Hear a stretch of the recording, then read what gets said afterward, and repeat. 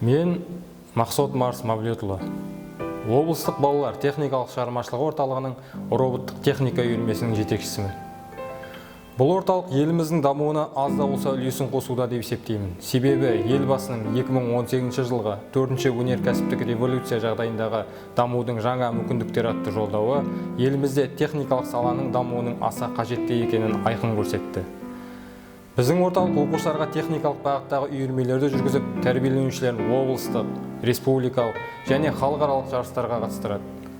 Су асты көліктерінен бастап, аспанда қалықтап ұшатын көліктердің техникалық үлгісін, басқару мәнерін және оны игеру секілді қыр-сырларын үйретеді.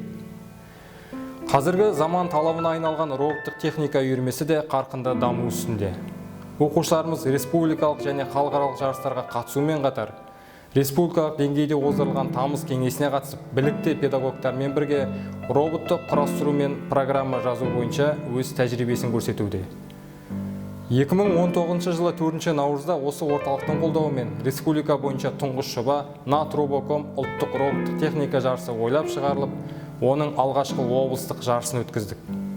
Бұл жарыстың ең негізгі мақсаты роботқа қызыққан оқушыларды қазақтың ұлттық ойындарына деген қызығушылығын арттыру және ұлттық құндылық ретінде дәріптелу қажеттігін көрсете білу болатын.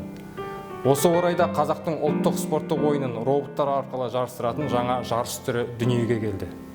Қазіргі таңда аталған жарыс түрі елімізде үлкен қолдауға ие болып, аудандық және облыстық деңгейде оқушылар арасында өткізілуде. Мен қызмет ететін орталықтың ел тарихында осындай деңгейде із қалдыруы мені қуантады және мен өз жұмысыммен мақтанамын.